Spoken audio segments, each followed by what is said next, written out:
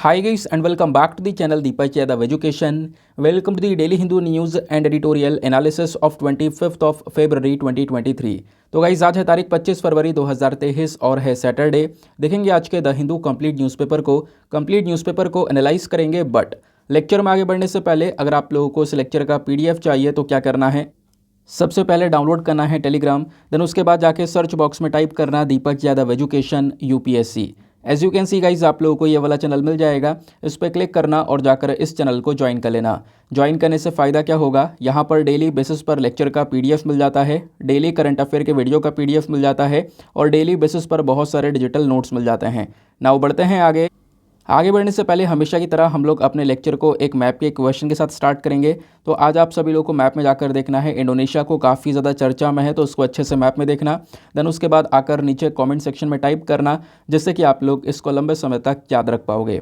साथ ही साथ एक क्वेश्चन सॉल्व करेंगे जो कि यूपीएससी प्रीवियस ईयर साल 2015 के प्रीलिम्स में पूछा गया था। डेली बेसिस पर हम लोग यहाँ पर एक प्रीवियस ईयर क्वेश्चन को भी सॉल्व करते हैं। क्वेश्चन ना बहुत सिंपल सा है, आपने कई बार वीडियोस के अंदर इस चीज़ के बारे में मेरे से सुना भी होगा। तो क्वेश्चन क्या बोलता है, which of the following is the custodian of the constitution of India. जो भारतीय संविधान है उसका कस्टोडियन कौन है। कस्टोडियन कह सकते हो, केयर टेकर, या शुद्ध हिंदी में बात करें तो अभिरक्षक कौन है। ऑप्शन ए बोलता है the president of India, option be the prime minister of India, option see the Lok Sabha secretariat, या फिर option D the supreme court of India. तो इसका सही आंसर आप सभी को नीचे कमेंट सेक्शन में देना है। एटलीस्ट सभी को इसमें पार्टिसिपेट करना है, जैसे मैं आप लोगों से डेली बेसिस पर बोलता हूं। बाय द वे इसका जो करेक्ट आंसर है वो मैंने आपको टेलीग्राम पर प्रोवाइड करवा दिया है, वहां से भी चेकआउट कर सकते हो। और अगर वहां पर आंसर नहीं मिलता है तो भी कोई परेशान होने की ज़रूरत नहीं है, वीडियो के लास्ट में इसके करेक्ट आंसर का डिस्कशन हम लोग करेंगे। तो चलो शुभ आरंभ करते हैं। लेकिन आज का जो थंबनेल वाला आर्टिकल है ना, उसको मैं थोड़ी देर में डिस्कस करूंगा। कब डिस्कस करूंगा, जब एडिटोरियल डिस्कस करूंगा। एक एडिटोरियल है लिथियम रिजर्व्स को लेकर, बहुत ज़्यादा शानदार आर्टिकल है, बहुत सारी अच्छी इन्फॉर्मेशन दी गई। मतलब वो जो आर्टिकल है ना पूरा का पूरा एग्जाम ओरिएंटेड है। तो उसमें बहुत सारी चीज़ें डिस्कस की गई हैं कि क्या क्या इश्यूज़ आ सकते हैं जो हमें लिथियम रिजर्व मिला है उस पर्टिकुलर सिचुएशन में। प्लस अभी जो ऑक्शनिंग का मामला क्या है वो भी हम लोग वहीं पर समझने वाले हैं। लेकिन उससे पहले जब आज का फ्रंट पेज देखोगे तो सबसे पहला आर्टिकल निकल कर आता है यहाँ पर ये वाला। ये आर्टिकल आने वाले समय में बहुत ज़्यादा चर्चा में आने वाला है और इसको लेकर बहुत ज़्यादा डिबेट होने वाली है। देखो आने वाले समय में न्यूज़ में आएगा, अभी कुछ ज़्यादा इसमें अच्छी खासी इन्फॉर्मेशन नहीं है। बट क्या है मैं आपको ओवरऑल क्लियर करवाता हूँ।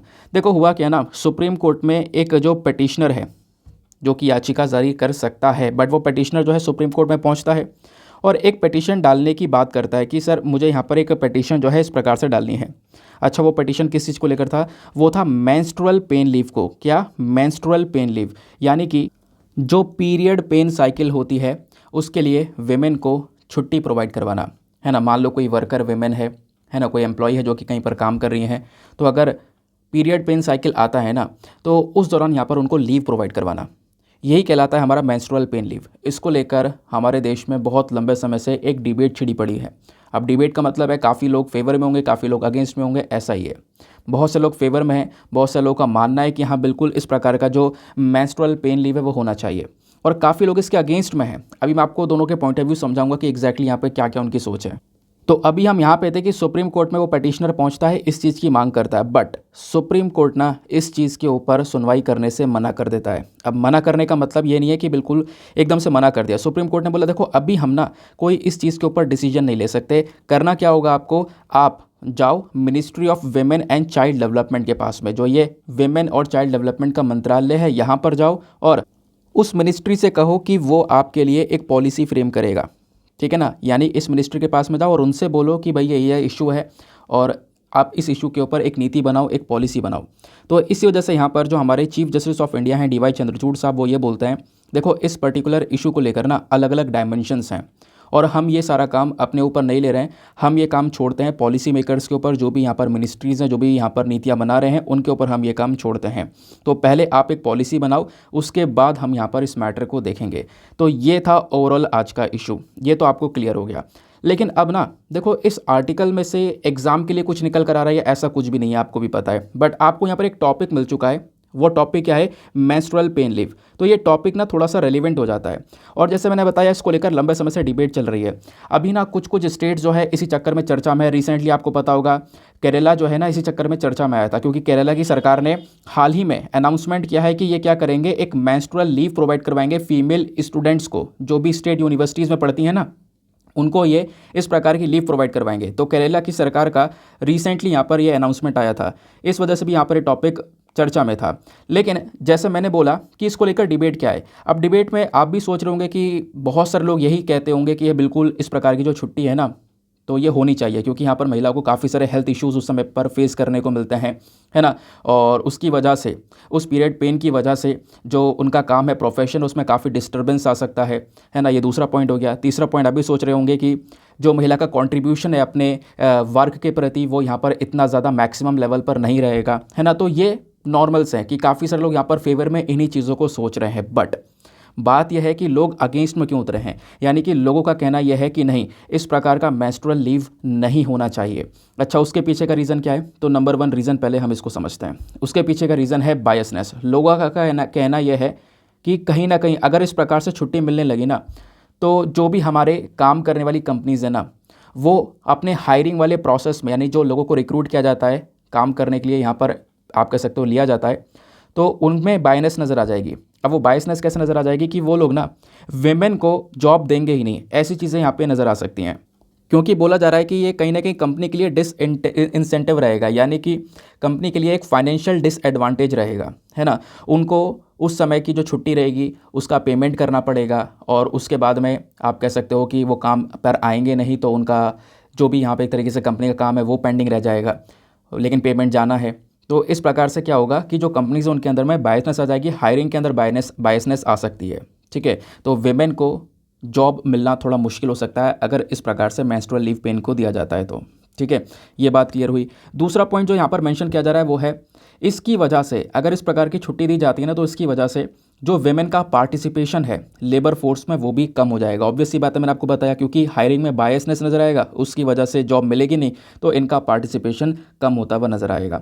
ऐसा भी यहाँ पर मेंशन किया जा रहा है। बाकी आप कौन से वाली कैटेगरी में हो, आप क्या सोचते हो कि इस प्रकार का जो लीव पेन है वो होना चाहिए या नहीं होना चाहिए? आप अपने पॉइंट ऑफ व्यूज़ को लिखना, बिल्कुल 5 पॉइंट के अंदर, और एकदम सटीक रीज़न के साथ में लिखना, जिसका भी एक तरीके से बेस्ट रीज़न होता है ना, उसका मैं जो आंसर है वो पिन कर दूंगा, ठीक है। और कोई अगर फेवर और अगेंस्ट दोनों में पॉइंट्स लिखना चाहता है तो दोनों के पर्सपेक्टिव से अपने पॉइंट्स को लिख सकता है, ठीक है। ये बात क्लियर हो गई। अब देखो, थोड़ी सी और चीज़ यहाँ पे समझनी होगी। हमारे दिमाग में एक क्वेश्चन आएगा कि ये जो पर्टिकुलर पूरी सिचुएशन है, इसको लेकर सरकार ने कोई इनिशिएटिव पहले लिया है या नहीं लिया है। तो मैं आपको बता दूं, पहले यहाँ पर ना 2018 की बात है, मेंस्ट्रुएशन बेनिफिट बिल आया था। मेंस्ट्रुएशन बेनिफिट बिल 2018 का है, जो कि क्या मांग करता है, यह बिल ये बोलता है कि 2 दिन की जो छुट्टी है ना, खासकर जो मेंस्ट्रुअल लीव है वो देना चाहिए, ठीक है ना। ये इस बिल की मांग थी। ऐसे यहाँ पर केरला सरकार का रिसेंटली इनिशिएटिव लेकर आया गया है, मैंने आपको बता दिया। उन्होंने अनाउंस किया है कि जो अपनी स्टेट यूनिवर्सिटीज़ में फीमेल स्टूडेंट्स हैं उनको हम लोग क्या करेंगे, कुछ जो मेंस्ट्रुअल लीव है वो प्रोवाइड करवाएंगे। ऐसे यहाँ पर बिहार के अंदर भी आपको देखने को मिलेगा। बिहार की सरकार का एक इनिशिएटिव है। बिहार यहाँ पे क्या करता है, लगभग 1992 से ही बिहार के अंदर ये चीज़ है। 1992 से ही आप देख पाओगे हर एक महीने में 2 दिन का मेंस्ट्रुअल लीव दिया जाता है, ठीक है। तो ये अलग अलग गवर्नमेंट के कौन कौन से इनिशिएटिव है वो मैंने आप लोगों को थोड़ा सा बता दिया है। बाकी हमारी बहुत सारी जो प्राइवेट इंस्टीट्यूशंस हैं ना, वो भी इस प्रकार की लीव देना स्टार्ट कर चुकी हैं। फॉर एग्जांपल जोमेटो की बात करते हैं, जोमेटो ने भी यहाँ पर इस प्रकार से मेंस्ट्रुअल लीव को स्टार्ट कर दिया है कुछ समय पहले ही, है ना। उन्होंने भी यहाँ पे बोला है कि साल में 10 दिन की छुट्टी एज अ मेंस्ट्रुअल लीव दी जाएगी वेमेन को और ट्रांसजेंडर एम्प्लॉइज़ को। और जोमेटो के साथ साथ स्विगी, बाईजूस, इन्होंने भी यहाँ पर इसी प्रकार की जो पॉलिसीज़ हैं उसको यहाँ पर अपनाया है, ठीक है। आई होप गाइज आपको यहाँ पर ये जो चीज़ है वो अच्छे से क्लियर हो चुकी है। और एक चीज़ बता दूं, ये जो मेंस्ट्रुअल लीव की शुरुआत है ना, वो दुनिया में स्टार्ट कहाँ से होती है? सोवियत यूनियन से होती है। सोवियत यूनियन समझते हो, जो आज के समय पर रशिया है ना, वो पहले 1991 के पहले ना वो पूरा का पूरा सोवियत यूनियन हुआ करता था। 1991 में वो सोवियत यूनियन टूट गया था। उसके बाद रशिया और भी अलग अलग जो कंट्रीज़ इसके आसपास की वो निकल जाती हैं उसमें से। बट कह सकते हो कि 1920s के आसपास, 1930s के आसपास जो सोवियत रशिया है या सोवियत यूनियन है, उन्होंने यहाँ पर इस प्रकार का इनिशिएटिव स्टार्ट किया। फिर जापान ने भी 1920s में स्टार्ट कर दिया था। तो मतलब कह सकते हो शुरुआत जो है ना इंटरनेशनल लेवल से इस मेंस्ट्रुअल पेन लीव की हो चुकी थी। रशिया और जापान से यहाँ पर इसकी शुरुआत हो चुकी है। ऐसा भी यहाँ पर आपको कई सारे आर्टिकल्स में देखने को मिल जाता है, ठीक है, तो ये था आज का पूरा आर्टिकल। आई होप आपको यहाँ पर एक अच्छे से क्लैरिटी मिल चुकी है। आने वाले समय में इसके ऊपर और भी बहुत सारे जो टॉपिक्स हैं वो पब्लिश होते रहेंगे। मैं आपको एक अच्छा कंटेंट, थोड़ा सा वेट करो, अभी मैंने आपको खैर ऐसे ही बताया है, एक अच्छा कंटेंट मैं आपको प्रोवाइड करवा दूंगा, जैसे हर एक आर्टिकल में मैं आपको एक प्रोवाइड करवाता हूँ। ठीक है, आगे आता है। तो यहाँ पर कुछ छोटे छोटे आर्टिकल्स हैं लेकिन काफ़ी ज़्यादा इंपॉर्टेंट है, फटाफट इनको डिस्कस करेंगे। पहले दो आर्टिकल्स आपको यहाँ पर ये देखने को मिल रहे होंगे। इन दोनों ही आर्टिकल्स को आप लोग GS paper number 2 international relation से रिलेट कर पाओगे, क्योंकि ये वर्ल्ड की न्यूज़ है। पहला आर्टिकल काफ़ी इंपॉर्टेंट है, बात करता है किस चीज़ के बारे में, FATF के बारे में। जो हमारे पास में फाइनेंशियल एक्शन टास्क फोर्स के नाम की बॉडी है ना, इसने क्या कर दिया, रशिया की मेंबरशिप को सस्पेंड कर दिया। देखो FATF के जो मेंबर हैं वो कई सारे देश देखने को मिलते हैं, तो रशिया भी इसका मेंबर है, बट FATF ने इसकी मेंबरशिप को सस्पेंड कर दिया है। रीज़न क्या दिया है, रीज़न है रशिया का यूक्रेन पर इन्वेजन करना, या रशिया का जो इस प्रकार से अटैक किया जा रहा है यूक्रेन के ऊपर में, ये रीज़न देते हुए FATF ने रशिया की मेंबरशिप को सस्पेंड कर दिया है। तो ये एक छोटा सा न्यूज़ आर्टिकल देखने को मिलेगा, कुछ है भी नहीं इस आर्टिकल, बस एक लाइन में ही ख़त्म है। तो करना क्या है, थोड़ा सा आपको FATF के बारे में जानना है। ये एक ऐसा टॉपिक बन चुका है जो कि आपसे एग्जामिनेशन में पूछा जा सकता है, क्योंकि अभी पाकिस्तान की वजह से चर्चा में था और ऐसे लगातार FATF कहीं ना कहीं न्यूज़ में आता रहा है। तो जब बात करते हैं फाइनेंशियल एक्शन टास्क फोर्स की, तो ये कौन सी बॉडी है, ये एक इंटर गवर्नमेंटल बॉडी है, यानी कि इसमें जितने भी मेंबर्स हैं, जितने भी कंट्रीज़ इसके मेंबर्स हैं ना, उनकी जो गवर्नमेंट है वो आपस में मिलकर यहाँ पे काम करते हैं। इस बॉडी को एस्टेब्लिश किया था 1989 में, जो पेरिस के अंदर में G7 समिट हुआ था उस दौरान। देन उसके बाद इस बॉडी को बनाया क्यों किया, इसके पीछे का रीज़न क्या है, रीज़न है देखो मनी लॉन्ड्रिंग भी बहुत ज़्यादा होती है, या फिर टेरर फाइनेंसिंग। तो मनी लॉन्ड्रिंग और टेरर फाइनेंसिंग को रोकने के लिए यहाँ पर इस बॉडी को बनाया गया था। अच्छा, मनी लॉन्ड्रिंग क्या होती है, जो एक इंसान ब्लैक मनी कमाता है, काला धन जो उसका होता है ना, वो ब्लैक मनी को वाइट मनी में कन्वर्ट कर देता है, उसी को हम लोग यहाँ पर मनी लॉन्ड्रिंग कहते हैं। तो वो मनी लॉन्ड्रिंग को रोकना प्लस आतंकवाद को पैसा प्रोवाइड करवाना, टेरर फाइनेंसिंग करना, उस चीज़ को रोकने का काम करता है। इन दोनों चीज़ों को रोकने का काम करता है हमारा फाइनेंशियल एक्शन टास्क फोर्स, ध्यान रखना। तो इसका मेजर ऑब्जेक्टिव तो आप समझ चुके हो, क्या करना, कॉम्बैट करना मनी लॉन्ड्रिंग से, टेररिस्ट फाइनेंसिंग से, प्लस और भी जो थ्रेट सिस्टम देखने को मिल जाते हैं हमारी फाइनेंशियल सिस्टम को, जो इंटरनेशनल फाइनेंशियल सिस्टम है उसमें और भी जो खतरा होता है, उससे लड़ने में यहाँ पर ये जो पूरी बॉडी है हमारी वो मदद करती है। इसका हेडक्वार्टर कहाँ पर है, इसका जो सेक्रेटेरिएट है वो स्थित है organisation for the economic cooperation and development के हेडक्वार्टर्स में ही, जो कि पेरिस में है। ठीक है, तो हेडक्वार्टर समझ में आया। मेंबर कंट्रीज़ की बात करेंगे तो FATF में आपको 39 मेंबर कंट्रीज़ देखने को मिल जाती हैं। देन उसके बाद में दो अलग अलग ऑर्गेनाइजेशंस भी हैं, जैसे कि एक तो यूरोपियन कमीशन हो गया, दूसरा गल्फ कोऑपरेशन काउंसिल हो गया। ठीक है, यूरोपियन कमीशन और गल्फ कोऑपरेशन काउंसिल, ये दोनों भी यहाँ पर FATF के मेंबर्स हैं। ये क्या है, ये बॉडी है, इसके अंदर बहुत सारी कंट्रीज़ आती हैं, है ना। अब उसके बाद में जैसे गल्फ कोऑपरेशन काउंसिल में गल्फ वाली जो कंट्रीज़ आती हैं सारी। फिर क्वेश्चन आता है क्या भारत FATF का मेंबर है, बिल्कुल, इंडिया भी यहाँ पर FATF का मेंबर है। FATF अपनी दो लिस्ट मेंटेन करके चलता है, एक लिस्ट का नाम होता है ग्रे लिस्ट और दूसरे लिस्ट का नाम होता है ब्लैक लिस्ट। ठीक है ना, दोनों लिस्ट का जो नाम है वो ध्यान रखना। अच्छा, ये लिस्ट को क्यों बनाया गया, आप देखो इसने अपने रूल्स एंड रेगुलेशंस बना रखे हैं कि मनी लॉन्ड्रिंग और टेरर फाइनेंसिंग को रोकेंगे हम। ठीक है, अब FATF ने इन चीज़ों को ले रखा है। अब मान लो कोई जो देश है, जैसे पाकिस्तान हुआ या कोई और देश हुआ, जो कि क्या कर रहा है, टेरर फाइनेंसिंग कर रहा है या मनी लॉन्ड्रिंग वहाँ पर हो रही है, तो उसके खिलाफ एक्शन कैसे लिया जाएगा। सबसे पहले तो उसको एक वार्निंग दी जाएगी, और वार्निंग देने के लिए क्या करेंगे, ग्रे लिस्ट में उसको डाल देंगे। ठीक है, जैसे पाकिस्तान को ग्रे लिस्ट में डाल दिया गया था, है ना, तो चांसेस थे कि वो ब्लैक लिस्ट में डल जाएगा, बट यहाँ पर बच गया, वो निकल गया। तो आप कह सकते हो कि जो ग्रे लिस्ट है ना, ये एक तरीके से उसको वार्निंग लिस्ट भी बोलते हैं। यहाँ पे एक तरीके से कंट्री को वार्निंग मिल जाती है कि आगे से ये काम मत करना। लिस्ट में एंटर भी किया जा सकता है और निकाला भी जा सकता है, और दोबारा भी इसको लिस्ट में किसी देश को डाला जा सकता है अगर वो देश नहीं सुधरता है तो। ठीक है ना, बात क्लियर हुई। अब मैं आपको थोड़ा सा बता दूं कि इस लिस्ट में डालने से होगा क्या, असर क्या पड़ेगा उन देशों के ऊपर में। देखो, सबसे बुरा असर ये पड़ेगा कि अगर कोई कंट्री ग्रे लिस्ट या ब्लैक लिस्ट में आता है और उसको सपोज पैसे की ज़रूरत है, उसकी इकोनॉमी डाउन हो रही है, उसको पैसों की ज़रूरत है, सपोर्ट की ज़रूरत है, तो इंटरनेशनल लेवल पर जो अलग अलग बॉडीज़ हैं, international monetary fund, world bank, ये देशों का इन बॉडीज़ का काम है उन देशों को सपोर्ट करना। लेकिन अगर वो बॉडी ग्रे लिस्ट या ब्लैक लिस्ट में होगी ना, तो कहीं ना कहीं यहाँ पर आप कह सकते हो वो बॉडी उन देशों को सपोर्ट नहीं करेगी।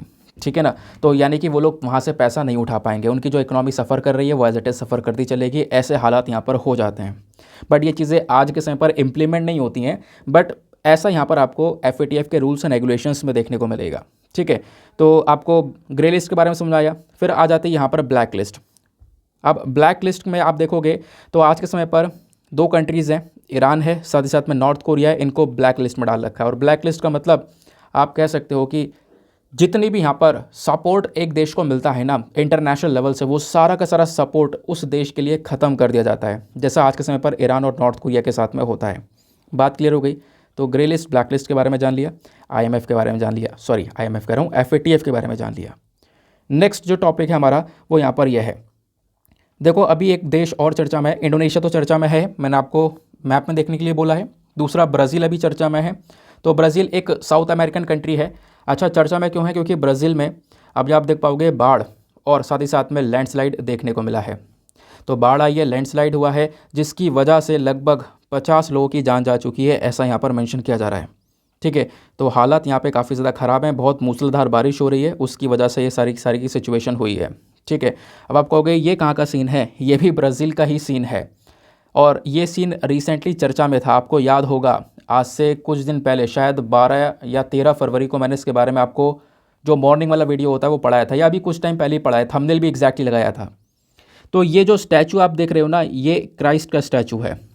ये ब्राज़ील में सबसे फेमस स्टैचू है। आप देखते हो कि दुनिया में 7 वंडर्स ऑफ द वर्ल्ड हैं, 7 अजूबे जो हैं ना, उन 7 अजूबों में से एक अजूबा स्टैचू यहाँ पर ये वाला भी है। इस स्टैचू का नाम है क्राइस्ट द रिडीमर। स्टैचू के बारे में जान लेना, क्योंकि अभी रिसेंटली चर्चा में था। हमारे द हिंदू में वो आर्टिकल कवर नहीं हुआ है, बट इस आर्टिकल के मदद से हम थोड़ा सा वो डिस्कस कर लेंगे, ताकि आपका कुछ छूटे ना। ठीक है, जितना पॉसिबल हो मुझसे मैं कवर कर सकूँ।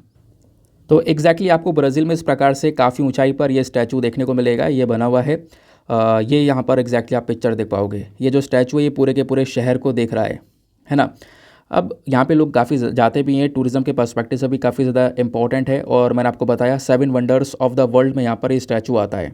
रिसेंटली चर्चा में इसलिए था क्योंकि जो लाइटनिंग स्ट्राइक है, जो बिजली है ना, वो बिजली यहाँ पर इस स्टैचू पर गिर गई थी, अभी कुछ दिन पहले की बात है ना।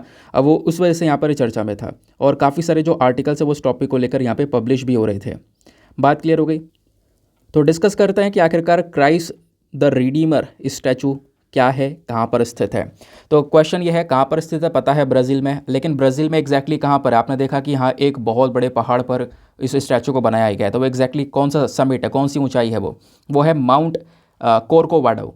ठीक है, ये कहाँ पर है? रियो डे जेनेरियो के अंदर में है। ठीक है, दूसरा, स्टैचू के अंदर में जीसस क्राइस्ट को दिखाया गया है, हाथ उन्होंने फैला रखे हैं जैसे मैंने आपको दिखाया, और वो पूरे शहर की तरफ देख रहे हैं।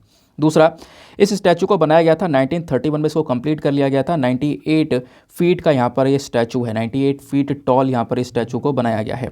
देन हॉरिजेंटली आप देख पाओगे तो इनके जो हाथ हैं ना, वो काफ़ी दूर तक बनाए गए हैं, हाथ को बहुत दूर तक यहाँ पर फैलाकर बनाया गया है। लगभग 92 फीट की जो आउट स्ट्रेच है वो यहाँ पर बनाई गई है। देन उसके बाद में इसके अंदर में रीइंफोर्स्ड कंक्रीट का इस्तेमाल किया गया है, स्टील और भी बहुत सारे जो मटेरियल्स हैं उनका यूज़ किया गया है सीमेंट के साथ में। प्लस एक बहुत रेलिवेंट चीज़, आपसे क्वेश्चन बन सकता है कि जो ये स्टैचू है ये कौन से स्टाइल में बनाया गया है। आपने देखा होगा, आप पढ़ते हो ना, कभी टेम्पल का स्ट्रक्चर पढ़ते हो, ऐसे बहुत सारे स्ट्रक्चर्स पढ़ते रहते हो, तो उसमें अलग अलग स्टाइल्स होते हैं। तो ये कौन सा स्टाइल है? तो ये है आर्ट डेको स्टाइल स्कल्पचर। क्या है? आर्ट डेको स्टाइल, ध्यान रखना। अब ये आर्ट डेको स्टाइल क्या होता है, क्वेश्चन बन सकता है। आर्ट डेको स्टाइल एक तरीके से मॉडर्न जो नया स्टाइल है ना, उस प्रकार का देखने को मिलता है। वैसे आप देख पाओगे जो स्टाइल है ये ओरिजिनेट हुआ था 1920s में, और फिर उसके बाद में धीरे धीरे यहाँ पर इसके अंदर और बहुत सारे चेंजेस होते हुए चले गए। यूरोप के अंदर में, यूएस के अंदर में 1930s में जो स्टाइल है वो काफ़ी ज़्यादा अपनाया जाने लगा। और आज के समय में, करंट समय पर बात करें 2023 में, तो इस स्टाइल में और भी बहुत सारे इनोवेशंस हो चुके हैं। मतलब ऐसा डिज़ाइन बनाया जाता है आर्ट डेको का कि वो थोड़ा रियलिस्टिक लगता है ना, बहुत ज़्यादा रियल सा वो स्ट्रक्चर लगता है। जो हमारी पेंटिंग्स वगैरह होती हैं, हम पेंटिंग स्कल्पचर की बात नहीं कर रहे हैं। यहाँ पे जो ऑब्जेक्ट है वो एक अलग ही तरीके से बनाया जाता है, बहुत ज़्यादा इंटरेस्टिंग लगता है। कैसा लगता है मैं आपको थोड़ा एक आध एग्जांपल दिखाता हूँ। ये जो आप देख पा रहे हो ना, एक बिल्डिंग का स्ट्रक्चर है, ये आर्ट डेको स्टाइल है। ये आर्ट डेको स्टाइल के अंदर बनाया गया है इस प्रकार का स्ट्रक्चर। ठीक है ना, तो ये काफ़ी इंटरेस्टिंग सा है। प्लस मैंने आपको बताया एक रियलिस्टिक टच सा यहाँ पर देखने को मिल जाता है इस पूरे स्ट्रक्चर में। क्लियर हो गया? तो ये था हमारा एक और छोटा सा आर्टिकल। नाउ अगले आर्टिकल पर चढ़ते हैं, लेकिन आगे बढ़ने से पहले मेक श्योर करना वीडियो पे जो लाइक का बटन है उसको प्रेस कर देना। एक छोटा सा टारगेट है हमारा यार 5K प्लस लाइक्स का, जिसको आप अचीव करवा सकते हो। साथ ही साथ में मेरे साथ में इंस्टाग्राम पे कनेक्ट कर सकते हो। इंस्टाग्राम पे जाना, सर्च बॉक्स में लिखना दीपक यादव एजुकेशन, आपको ये प्रोफाइल मिलेगा। 11,000 से ज़्यादा लोग मेरे साथ में जुड़े हुए हैं, आप भी मेरे साथ में पर्सनली जुड़ पाओगे। ना वर्ल्ड पेज पर ही एक और छोटा सा आर्टिकल है, इसमें हम कुछ डिस्कस नहीं करेंगे, केवल हेडिंग पढ़ो और यहाँ से हट जाओ, कोई काम की चीज़ नहीं है। तो अभी क्या हुआ है, यूएस ने देखो रशिया यूक्रेन का जो वॉर चल रहा है ना, उसको लगभग 1 साल हो गया, पूरा 1 साल पूरा हो ही गया लगभग क्या। और इस वॉर में रशिया तो सॉरी यूएस यूक्रेन बोल रहा हूँ, रशिया और किसका, यूक्रेन का वॉर चल रहा है, ठीक है। तो यहाँ पे लगभग 1 साल पूरा हो चुका है। रशिया की साइड तो यहाँ पर इतना कोई मेजर सपोर्ट देखने को नहीं मिलेगा, बट यूक्रेन को एक मेजर सपोर्ट मिल रहा है हर साइड से, खासकर वेस्टर्न साइड से। वेस्टर्न साइड में यूएस हो गया, उसके बाद में यूरोपियन यूनियन की कंट्रीज़ हो गई, जो कि लगातार यूक्रेन को सपोर्ट करती हुई नज़र आ रही हैं। तो आप कह सकते हो अभी अमेरिका ने प्लेज ली है कि वो $2 बिलियन के जो वेपन्स वगैरह हैं ना, वो प्रोवाइड करवाने वाले हैं, वो सपोर्ट प्रोवाइड करवाने वाले हैं यूक्रेन को, ऐसा यहाँ पर मेंशन किया जा रहा है। और इनफैक्ट अभी कुछ टाइम पहले ना मैंने कुछ आर्टिकल्स ऐसे ही पढ़े थे जहाँ पे मेंशन किया गया है कि अमेरिका क्या करेगा, यूक्रेन के अंदर में जो सोल्जर्स हैं जो कि काफ़ी ज़्यादा लड़े हैं इस पूरे युद्ध में, और काफ़ी यहाँ पे उनकी एज भी हो चुकी है, बहुत बूढ़े भी हो चुके हैं, तो उनको पेंशन देने का काम करेगा। मतलब दूसरा देश अमेरिका यहाँ पर यूक्रेन के सोल्जर्स को यहाँ पर पेंशन देने का काम करेगा। तो ऐसे भी यहाँ पर जो आर्टिकल्स है वो काफ़ी ज़्यादा पब्लिश हो रहा है, इतना बड़ा सपोर्ट अभी यूक्रेन को मिल रहा है। और रिसेंटली आपको पता है जो बाइडन यूक्रेन पहुँच गए थे, यूक्रेन की विजिट सर होकर आए, वो आर्टिकल मैं ऑलरेडी कवर कर चुका हूँ। तो अभी जो सिचुएशन चल रही है वो थोड़े से अपडेट्स हैं। बाकी 1 साल जो पूरा हो चुका है ना वॉर को, 1 साल में क्या क्या चीज़ें बदली हैं, उन सब चीज़ों को लेकर एक आर्टिकल आया हुआ है वैसे, लेकिन वो आर्टिकल इनफ नहीं है, कुछ और इन्फॉर्मेशंस आएंगी, उसको मिक्स करके मैं हो सकता है मंडे में आपको वो आर्टिकल आराम से समझाऊं कि एग्जैक्टली 1 साल हो चुका है तो 1 साल में क्या क्या बदलाव हुए हैं रशिया यूक्रेन की वॉर के दौरान। ठीक है, आगे आते हैं ना, अभी और भी आर्टिकल्स है, बट उस पर आने से पहले हम लोग करेंगे अपने एडिटोरियल का डिस्कशन। थोड़े से इंपॉर्टेंट एडिटोरियल है और ख़ासकर आपको ये मेंस में थोड़े हेल्प करते हैं, तो इस चीज़ के ऊपर हम फोकस करेंगे। लेकिन एडिटोरियल डिस्कशन से पहले हम लोग लेंगे एक मेंस का क्वेश्चन। आपको पता है डेली एक मेंस का क्वेश्चन आपको मिलता है, तो आज का मेंस का क्वेश्चन है। पहले मैं आपको समझा दूं आपको कंटेंट कहाँ से मिलेगा। परसों मैंने एक आर्टिकल डिस्कस किया था, याद होगा, मैंने आपको समझाया था कि इंडिया कैसे बायोडाइवर्सिटी के मामले में एक ग्लोबल चैंपियन बन सकता है ना। वहाँ पे राइटर ने काफ़ी सारे पॉइंट्स मेंशन किए थे कैसे हम यहाँ पर एनवायरमेंट के मामले में एक चैंपियन बन सकते हैं। तो उसी के बेसिस पर आज का ये आंसर राइटिंग है, जिसको आप कर सकते हो, अच्छे से यहाँ पर चीज़ों को समझ सकते हो। क्वेश्चन क्या बोलता है, what steps can India take to become a global champion in biodiversity conservation and sustainable utilisation of resources. हम लोग यानी कि इंडिया क्या क्या कदम उठा सकता है ताकि बायोडाइवर्सिटी के मामले में, यानी कि जो हमारा प्लांट्स और एनिमल्स की प्रोटेक्शन की बात कर रहे हैं उसके मामले में हम एक ग्लोबल चैंपियन बन जाएं, प्लस जो हमारे पास में रिसोर्सेज अवेलेबल हैं उनका प्रॉपरली यूज़ करने में हम लोग एक चैंपियन बन जाएं। ठीक है, तो इसके लिए क्या क्या कदम उठाए जा सकते हैं। दूसरा, इसी क्वेश्चन में इसका एक दूसरा पार्ट है, वो डिस्कस करना है कि क्या क्या चैलेंजेस हम लोगों को आएंगे और कौन कौन से चैलेंजेस को हमें ओवरकम करने की ज़रूरत है, किन किन चैलेंजेस से लड़ने की ज़रूरत है, जिसके बाद हम यहाँ पर ये जो पर्टिकुलर गोल है वो अचीव कर पाएंगे। ये यहाँ पर मेंशन किया गया। अभी मैं हिंदी में भी रीड कर देता हूँ इस पूरे के पूरे आर्टिकल को। तो हिंदी में यहाँ पर मेंशन किया गया है, जैव विविधता संरक्षण और संसाधनों के सतत उपयोग में वैश्विक चैंपियन बनने के लिए भारत क्या कदम उठा सकता है और इस लक्ष्य को प्राप्त करने के लिए जिन जिन चुनौतियों को दूर करने की आवश्यकता है उन पर चर्चा करें। 250 शब्दों में आंसर लिखना, और आंसर लिखने के बाद में कहाँ पे सबमिट करना है, टेलीग्राम पर जाना, वहाँ पे सर्च बॉक्स में लिखना Deepak Yadav education mains group या mains answer writing, full form लिखोगे आपको वो चैनल मिल जाएगा। ठीक है ना। और जैसे वो चैनल मिलेगा वहाँ पे काफ़ी सारे लोग, 50,000 से ज़्यादा लोग जुड़े हुए हैं जो कि आंसर्स को लिख रहे हैं। अब भी अपने आंसर को लिखकर सबमिट कर सकते हो। और जब आंसर को लिखकर सबमिट करोगे ना, तो एक छोटा सा काम और करना, एटलीस्ट आप सभी लोगों को 2-2 आंसर्स रिव्यू करने हैं। जब आप सभी लोग 2-2 आंसर्स को रिव्यू करोगे तो बहुत सारे बेनिफिट्स मिलेंगे आपको भी और सामने वाले को भी। जैसे कि आपको कुछ इंपॉर्टेंट पॉइंट्स मिल जाएंगे जो कि आप नोट्स में अपने इंक्लूड कर सकते हो, या फिर सामने वाले के आंसर में अगर कोई मिस्टेक होती तो आप उनको बता सकोगे कि यहाँ पर ना आपको एक इम्प्रूवमेंट की आवश्यकता है। ठीक है, तो इस बेसिस पर वो ग्रुप पूरा रन कर रहा है। चलो स्टार्ट करते हैं एडिटोरियल डिस्कशन को। लेकिन ये आपने समझ लिया, क्वेश्चन समझ लिया, तो हमारा एक पहला जो एडिटोरियल है उसको हम लोग लेंगे बिजनेस स्टैंडर्ड से। ठीक है ना, क्योंकि एडिटोरियल सेक्शन ऐसा होता है, बहुत सारे मतलब काम के नहीं होते हैं द हिंदू में, तो हमें थोड़ा सा बहुत ज़्यादा सतर्क होकर काम करना पड़ेगा। और इसी वजह से हम लोग दूसरे आर्टिकल ले लेते हैं एडिटोरियल में खासकर, और दूसरे न्यूज़पेपर के एडिटोरियल ही लेना थोड़ा ज़्यादा बेटर रहेगा, क्योंकि वो थोड़े से और ज़्यादा इंटरेस्टिंग और जो एग्ज़ाम ओरिएंटेड है वो होने चाहिए। तो एक टॉपिक अभी काफ़ी ज़्यादा चर्चा में चल रहा है, वो है लिथियम रिज़र्व। तो लिथियम रिज़र्व को लेकर ना यहाँ पर एक जो आर्टिकल है वो पब्लिश हुआ है, और इस एडिटोरियल को लिखा गया है यहाँ पर, ये इनका नाम है शुभमोय भट्टाचार्य जी, तो इन्होंने यहाँ पर ना बहुत सारे रेलिवेंट पॉइंट्स बताए हैं। बताया है कि आखिरकार जो लिथियम रिजर्व है इसमें क्या क्या प्रॉब्लम्स आ सकती हैं। अभी तक आपने पढ़ा है कि इसके फ़ायदे क्या होंगे, वो तो उन्होंने समझाएंगे, एडवांटेज भी समझाया, क्या फ़ायदे होंगे वो तो समझाया है, लेकिन क्या क्या इश्यूज़ आने वाले हैं हम लोगों को उस रिज़र्व के मामले में वो भी इन्होंने समझाया है, तो वो काफ़ी अच्छा लगा। चलो आओ यहाँ पे हम पहले डिस्कस करते हैं। और देखो अभी एक ना मैटर भी चल रहा है। कौन सा मैटर चल रहा है कि जो लिथियम रिज़र्व हमें भंडार मिला है जम्मू कश्मीर के रियासी डिस्ट्रिक्ट में, उसको उसकी नीलामी की जाए। सरकार यहाँ पे उसकी नीलामी करने वाली है। उसके पीछे का रीज़न क्या है वो भी मैं आपको आगे समझाऊंगा, जो कि थंबनेल में हमारे मेंशन्ड है, ठीक है ना। तो आर्टिकल में क्या मेंशन किया गया है, पहले हम लोग समझते हैं आर्टिकल का जो इंट्रोडक्शन है वो। जो हमारे यूनियन मिनिस्ट्री ऑफ माइंस है, जो खनन करने का जो पूरा का पूरा मंत्रालय बनाया गया मिनिस्ट्री ऑफ माइंस, उन्होंने हाल ही में अनाउंसमेंट किया कि जम्मू कश्मीर के रियासी डिस्ट्रिक्ट में लिथियम रिजर्व का भंडार पाया गया। जियोलॉजिकल सर्वे ऑफ इंडिया ने यहाँ पर इस चीज़ के ऊपर थोड़ा सा और रिसर्च किया और बताया हाँ भंडार तो है। कितना भंडार है, लगभग 5.9 मिलियन टन्स के आसपास लिथियम रिजर्व्स वहाँ पे देखने को मिल रहा है। लिथियम प्रेजेंट है, वो रॉ फॉर्म में है, यानी उसका खनन करके खुदाई करके निकालना पड़ेगा, फिर उसका रिफाइन करना पड़ेगा, देन उसके बाद में लिथियम हम लोगों को मिलेगा। तो जम्मू कश्मीर में कहाँ पर, रियासी डिस्ट्रिक्ट में। उस डिस्ट्रिक्ट में कहाँ पर एग्जैक्टली, तो रियासी डिस्ट्रिक्ट में एक एरिया है जिसका नाम है सलल हैमना एरिया, वहाँ पर ये पूरा का पूरा रिजर्व पाया गया है। अच्छा, लिथियम होता क्या है? लिथियम यहाँ पर एक ऐसा मटेरियल है ना जिसका हम लोग यूज़ करते हैं बैटरीज़ को बनाने में, और आपको पता है बैटरीज़ ना एक बहुत इंपॉर्टेंट पोर्शन बन चुका है आज की दुनिया का। इवन हम लोग यहाँ पे पोल्यूशन से लड़ने के लिए इलेक्ट्रिक व्हीकल्स की तरफ आगे बढ़ रहे हैं, और इलेक्ट्रिक व्हीकल्स को भी आगे बढ़ाने के लिए ना वहाँ पे भी बैटरी ही चाहिए हम लोगों को, ठीक है। तो कहीं ना कहीं भारत के लिए जो ये लिथियम रिजर्व है वो आने वाले समय पर गेम चेंजर साबित हो सकता है। अब थोड़ा सा राइटर ने समझाया कि हम थोड़ा लिथियम के बारे में समझ लें और इसके यूजेस के बारे में समझ लें।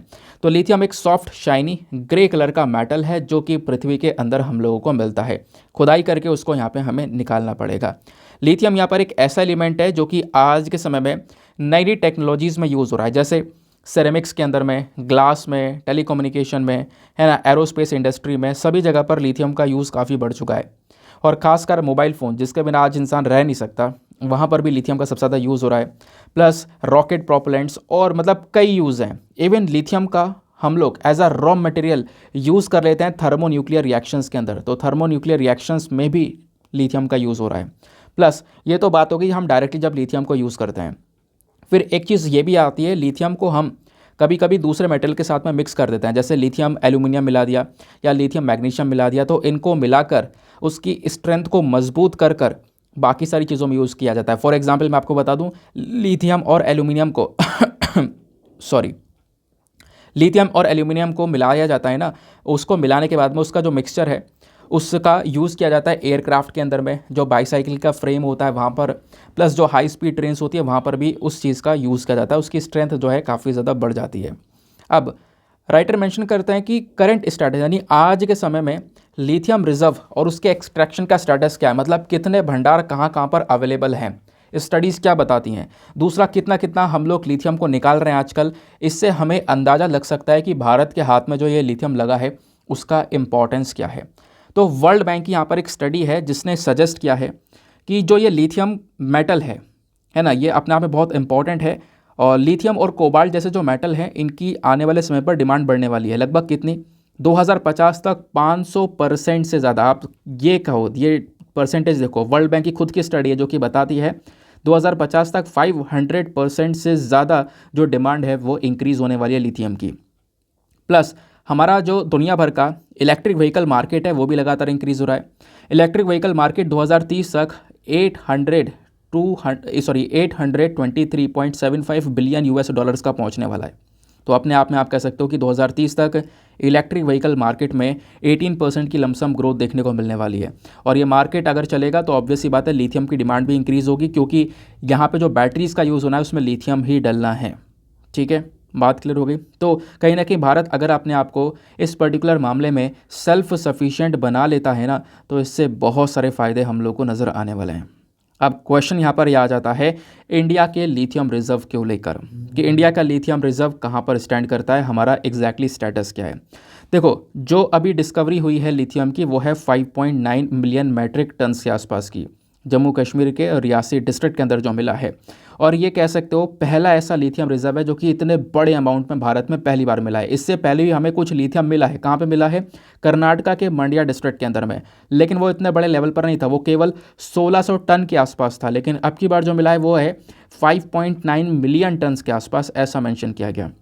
दूसरा, बात आती है ग्लोबल लिथियम रिजर्व्स की। ये तो हमने इंडिया की बात कर ली है। अब दुनिया भर में लिथियम के भंडार कहाँ कहाँ पर देखने को मिलते हैं? तो दुनिया भर की जब हम लिथियम की बात करते हैं ना, तो सबसे ऊपर लोगों के जो जुबान पर आता है वो आ जाता है लिथियम ट्रायंगल। लिथियम ट्रायंगल क्या है? लिथियम ट्रायंगल बेसिकली 3 देशों का एक ग्रुप है। ये वो 3 देश हैं जहाँ पर सबसे ज़्यादा लिथियम मिलता है, जैसे बोलीविया, चिली और अर्जेंटीना। ये 3 देश हैं जहाँ पर सबसे ज़्यादा लिथियम देखने को मिलेगा। और चाइना के पास में भी बहुत ज़्यादा लिथियम है। लेकिन मैंने जो नाम लिए स्टार्टिंग में, बोलीविया, चिली और अर्जेंटीना, ये तीनों देश लिथियम ट्रायंगल में आते हैं। आपसे क्वेश्चन बन सकता है लिथियम ट्रायंगल में कौन कौन से देश हैं? इन 3 देशों का नाम है। प्लस चाइना के पास भी बहुत सारा लिथियम है। लिथियम होने के साथ साथ चाइना बहुत सारा लिथियम को मंगाता है, मंगाने के बाद में उस लिथियम से बैटरी को बनाता है और बैटरी बनाकर एक्सपोर्ट करता है। इस मामले को चाइना 77% तक कंट्रोल कर रहा है, ये कह सकते हो। यानी बैटरी बनाने के मामले में, बैटरी मैन्युफैक्चरिंग के मामले में दुनिया की जो टॉप 10 कंपनी है उसमें से 6ठे नंबर पर चाइना आ रहा है। ठीक है, तो ये कहीं ना कहीं चाइना का इन्वॉल्वमेंट भी इस पर्टिकुलर सिनेरियो में ज़्यादा है। अभी मैं आपको एक पिक्चर दिखाता हूँ, उसके थ्रू आपको और क्लैरिटी मिल जाएगी कि दुनिया में कौन कौन से देश हैं जिनके पास में सबसे ज़्यादा लिथियम रिजर्व है और भारत कहाँ पर स्टैंड करता है। ये एक लेटेस्ट पिक्चर है लाइव मिंट का, और यहाँ पे ना बहुत सारी इंपॉर्टेंट इन्फॉर्मेशन, मतलब इस पिक्चर को अपने पास में सेव कर लेना यार, क्योंकि रेलिवेंट है। आप यहाँ पर देख पा रहे होंगे लिथियम रिजर्व्स के बारे में दुनिया में कहाँ कहाँ पर सबसे ज़्यादा भंडार हैं। तो बोलीविया, पहले आप बोलीविया में देखोगे तो बोलीविया में लगभग 21 मिलियन टन्स के आसपास लिथियम रिजर्व देखने को मिल जाएगा। बोलीविया के बाद में दूसरे नंबर पर आ जाता है अर्जेंटीना। अर्जेंटीना में लगभग 20 मिलियन टन्स के आसपास आपको ये लिथियम रिजर्व देखने को मिलेगा। और अर्जेंटीना के बाद में आ जाता है यूएस के पास में 12 मिलियन टन के आसपास है। चिली के पास में 11 मिलियन टन के आसपास है। और चिली, अर्जेंटीना, बोलीविया, ये तीनों देश मिलकर क्या बनाते हैं? ये मिलकर बनाते हैं लिथियम ट्रायंगल। ठीक है, फिर आता है यहाँ पर ऑस्ट्रेलिया। ऑस्ट्रेलिया के पास में 7.9 मिलियन टन है। देन आ जाता है चाइना, चाइना के पास में 6.8 मिलियन टन। देन आ जाता है इंडिया, 5.9 मिलियन टन्स के आसपास जो रिजर्व्स हैं वो भी यहाँ पर देखने को मिले हैं। ठीक है ना, तो इंडिया की जो रैंक है इस पर्टिकुलर सिनेरियो में, अभी कह सकते हो पहले तो यहाँ पर इस लिस्ट में इंडिया आता ही नहीं था, बट अभी 1 2 3 4 5 6 7 नंबर पर आपको इंडिया देखने को मिल जाएगा। देन भारत के बाद में बहुत दूर एक दूसरा देश, वह है जर्मनी, जिसके पास में 3.2 मिलियंस के आसपास है लिथियम रिजर्व। 3.2 मिलियन टन्स के आसपास, मिलियन टन्स की बात करूँगा जब भी बात करूँगा यहाँ पे। फिर उसके बाद में डेमोक्रेटिक रिपब्लिक ऑफ कॉन्गो के पास में 3 मिलियन टन्स, कनाडा के पास में 2.9 मिलियन टन्स। बाकी जो और अदर कंट्रीज़ हैं उनके पास में बचा कुचा यहाँ पर लिथियम रिजर्व है। बट ये टॉप की कंट्रीज़ हैं, इस प्रकार से चीज़ों को ध्यान में रखना है। और ये सोर्स कहाँ से है? तो यूएस का जियोलॉजिकल सर्वे के अकॉर्डिंग यहाँ पर बताया गया। लाइव मिनट में रिसेंटली यहाँ पर इस पिक्चर को पब्लिश किया गया था। ठीक है, तो ये लाइन से इतनी चीज़ें ध्यान में रखना, और खासकर इंडिया की जो रैंक है वो ध्यान रखना। चाइना भी भारत से आगे। एक लिस्ट और अभी रिसेंटली यहाँ पे काफ़ी ज़्यादा सोशल मीडिया पर चल रही थी, वो लिस्ट थोड़ी सी गलत है, क्योंकि उसमें ना आगे पीछे काफ़ी ज़्यादा कर रखा है। इंडिया को यहाँ पर तीसरे या चौथे नंबर पर कर रखा है, चाइना को पीछे कर रखा है, क्योंकि वो डेटा थोड़ा सा पुराना है। उस पुराने डेटा के अकॉर्डिंग वो बात की गई है, थोड़ा लेटेस्ट डेटा है, तो इसके हिसाब से यहाँ पर आपने चीज़ों को याद रखना है। ठीक है, क्लियर हो गया। अब क्वेश्चन आता है कि हमारी जो सरकार है वो कौन कौन से कदम उठा रही है लिथियम रिजर्व को और ज़्यादा एक्सप्लोर करने के लिए भारत में। तो लिथियम रिजर्व को एक्सप्लोर करने के लिए हमारे पास में एक एक्ट है जिसका नाम है एटॉमिक एनर्जी एक्ट 1962। ये क्या करता है? ये एटॉमिक मिनरल डायरेक्टरेट को, ठीक है, ये क्या करता है? परमिट करता है कि ताकि वो लिथियम को लेकर और ज़्यादा एक्सप्लोरेशन करें और ज़्यादा यहाँ पर इसको जानने की कोशिश करें और ज़्यादा बढ़ावा इस पर्टिकुलर मामले को मिले। और पहली बार आप कह सकते हो जो नेशनल मिनरल एक्सप्लोरेशन पॉलिसी है 2016 की, इसको फील हुआ कि देखो हमें क्या करना चाहिए, हमें ज़रूरत है कि हम अपने मिनरल्स को, जो भी हमारे पास मिनरल्स प्रेजेंट है, उसको एक्सप्लोर करें, क्योंकि मिनरल्स का जो एक तरीके से डिमांड है वो आने वाले समय पर बहुत ज़्यादा होने वाला है। देन क्वेश्चन आता है कि जो लिथियम रिजर्व्स चलो इंडिया में मिले भी हैं, इसका इम्पॉर्टेंस क्या है, क्या महत्व होगा इसका, भारत को क्या सपोर्ट मिलेगा। तो पहला सपोर्ट जो इंडिया को मिलने वाला है वो है इम्पोर्ट के ऊपर डिपेंडेंसी हमारी कम हो जाएगी, क्योंकि अभी के समय पर जो हम लिथियम का यूज़ करते हैं, अभी के समय पर जो भी इंडिया में लिथियम यूज़ हो रहा है वो सब बाहर से मंगाया गया है। साल 2021-22 में आप देखोगे तो भारत ने 14,000 करोड़ रुपए का, आप इमेजिन करो कितना बड़ा नंबर है, 14,000 करोड़ रुपए का जो लिथियम है और लिथियम आयन है वो सब इंपोर्ट किया था, मंगाया था। अब क्योंकि ये रिज़र्व हमारे यहाँ पर मिल चुके हैं तो जो पैसा है ये बच जाएगा, प्लस जो ये इम्पोर्ट की डिपेंडेंसी थी, किसी दूसरे देश पर निर्भर थे हम, वो चीज़ यहाँ पर कम हो जाएगी। दूसरा यहाँ पर जो इम्पोर्टेंस है वो है अफोर्डेबल ट्रांजिशन। जो ये लिथियम रिज़र्व की सप्लाई है ना, इसको लेकर जो डिस्कवरी की गई है, इससे कहीं ना कहीं एक बहुत बड़ा चेंज आएगा। चेंज क्या आएगा, हमारा पूरा का पूरा इलेक्ट्रिक व्हीकल जो सिस्टम है वो चेंज हो जाएगा। जो इलेक्ट्रिक व्हीकल हैं वो बनने स्टार्ट होंगे और बड़े लेवल पर, क्योंकि यहाँ पे बैटरीज़ का यूज़ होता है उसमें मेन, क्योंकि नाम ही इलेक्ट्रिक व्हीकल और बैटरीज़ का यूज़ होगा। बैटरी बनेगी लिथियम आयन से। प्लस यहाँ पे इससे क्या होगा, आने वाले समय पर जो इलेक्ट्रिक व्हीकल की कॉस्ट है वो और ज़्यादा कम होती हुई चली जाएगी, क्योंकि इस भंडार का ये सपोर्ट मिलेगा। फिर उसके बाद में एक और जो सिग्निफिकेंस इसका है वो है मीट गवर्नमेंट ऑब्जेक्टिव्स। सरकार के कुछ प्लान हैं, जैसे प्लान यह है कि 2030 तक हम लोग ज़्यादा से ज़्यादा इलेक्ट्रिक व्हीकल्स का यूज़ करने लगें। 30% इलेक्ट्रिक व्हीकल्स को प्राइवेट जो एक तरीके से व्हीकल्स हैं उसमें लेकर आ जाएं। 70% कमर्शियल व्हीकल्स में हम लोग इलेक्ट्रिक व्हीकल को उतार दें। प्लस जो 2-3 व्हीलर वाले व्हीकल हैं, दो पहिए वाले, 3 पहिए वाले, वहाँ पर भी 80% हम लोग इलेक्ट्रिक व्हीकल्स को लेकर आ जाएँ। ये हमारा टारगेट है कि 2030 तक हमें ये काम करना है।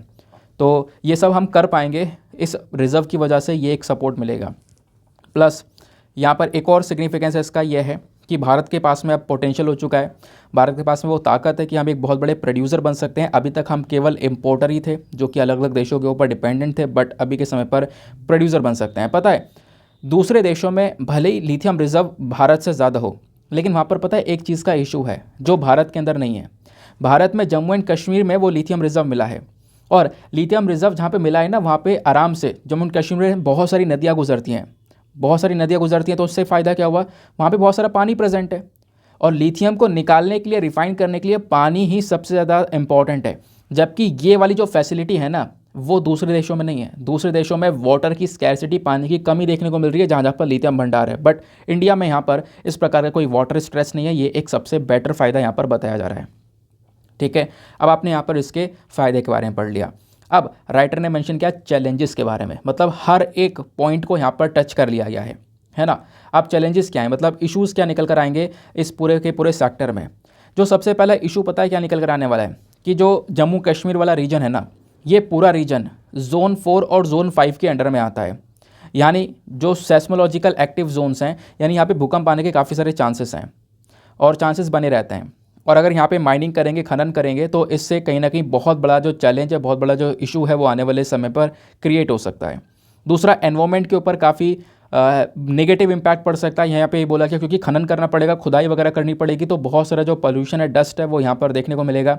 पानी गंदा हो सकता है, ग्राउंड वाटर पॉल्यूट हो सकता है, एयर पोल्यूशन होता हुआ नजर आएगा, ऐसा यहाँ पर बोला गया। तीसरा यहाँ पर मेंशन किया गया एनवायरमेंटल जस्टिस, एंड वो मैंने आपको बताई दिया, एनवायरमेंट के प्रति यहाँ पर ना बहुत सारे जो इश्यूज़ है वो देखने को मिलेंगे। प्लस एक चीज़ मैं आपको बता दूं, एक इशू ये भी है कि पिछले अगर कुछ सालों में आप देखोगे या पिछले दशकों में भी देखोगे, तो प्रॉपरली अभी रिसर्च नहीं हुई है किस चीज़ को लेकर कि जो लिथियम माइनिंग होती है ना, इसका इम्पैक्ट आखिरकार लोकल पॉपुलेशन के ऊपर क्या पड़ता है।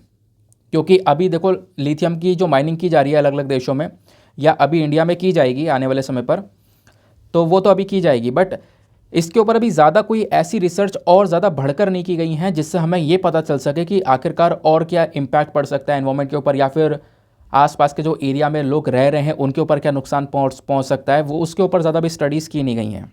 ठीक है, फिर उसके बाद में एक और जो चैलेंज आएगा भारत के सामने, वो है माइनिंग पॉलिसी। हमारे पास में खनन करने के लिए जो नीति है ना, वो यहाँ पर नहीं है। कोई ऐसी प्रॉपर पॉलिसीज़ हमारे के पास में अवेलेबल नहीं है, ऐसे यहाँ पर मेंशन किया जा रहा है। और एक और चैलेंज देखने को मिलेगा, वो है अवेलेबिलिटी ऑफ टेक्नोलॉजी। लिथियम को निकाल पाना बहुत आसान है। ठीक है, लिथियम को निकाल पाना, ध्यान से सुनना मैं क्या बोल रहा हूँ। जो लिथियम रिजर्व्स हैं वो हमें मिले हैं, अब वो ज़मीन के अंदर प्रेजेंट है, तो खुदाई करके उनको निकाल लेना बहुत आसान है। अब वो कच्चे फॉर्म में रॉ मटेरियल मिल गए, लेकिन अब उनको रिफाइन करना बहुत मुश्किल है, और रिफाइन करने की टेक्नोलॉजी भारत के पास में है ही नहीं। इसी वजह से सरकार ने रिसेंटली डिसाइड किया है कि हम इस लिथियम रिजर्व्स की नीलामी करेंगे। अलग अलग देशों के पास में, जैसे यूएस के पास में बहुत अच्छी टेक्नोलॉजी है लिथियम को रिफाइन करने की, तो इसी वजह से थंबनेल पे जो मैंने मेंशन किया है ना, नीलामी की जाएगी, तो इसी वजह से नीलामी करने के लिए बोला गया है। अलग अलग ब्लॉक्स में इन रिजर्व्स को बांट दिया जाएगा और नीलामी की जाएगी। वो हमें बदले में पैसा देंगे, और पैसा देने के बाद में एक कंडीशन उन सभी कंपनीज़ के ऊपर रख दी गई है कंडीशन ये है कि उनको भारत में रिफ़ाइन करना होगा, जिससे वो टेक्नोलॉजी भारत के अंदर आएगी, हम सीखेंगे, हम अपनी रिफाइनरीज़ को एस्टेब्लिश करना स्टार्ट करेंगे।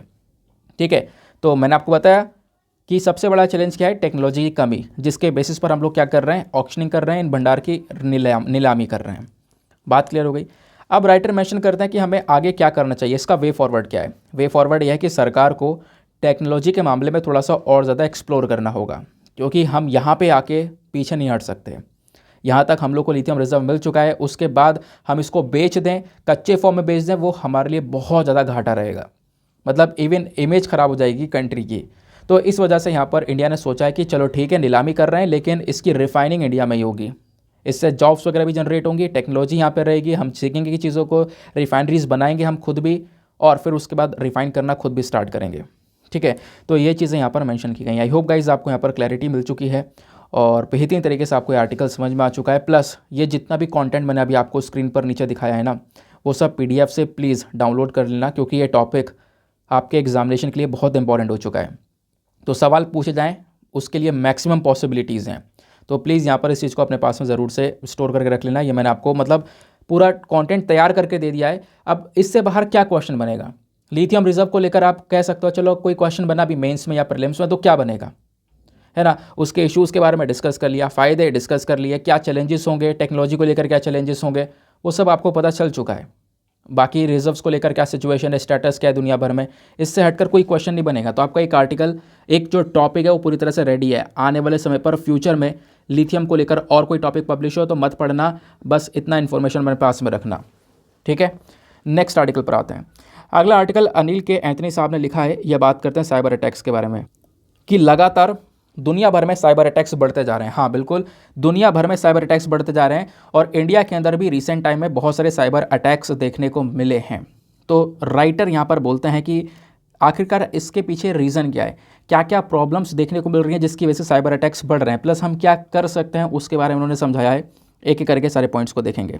एक सेकेंड रुक जाओ, यहाँ पर स्क्रीन पर आपको ये सारे पॉइंट्स दिख रहे होंगे। इसी आर्टिकल के सारे पॉइंट्स मैंने नीचे मेंशन कर दिए हैं, तो काम की चीज़ अब आप यहाँ पे बैठ कर निकालोगे, क्या लिखूँ क्या ना लिखूँ, है ना, नोट्स कैसे बनाऊँ एडिटोरियल के, तो ज़रूरत नहीं है, ये मैंने आपको नीचे प्रोवाइड करवा दिया है। ठीक है, डायरेक्टली इसको कॉपी पेस्ट कर लेना अपने पास में अगर डिजिटल नोट्स बना रहे हो तो।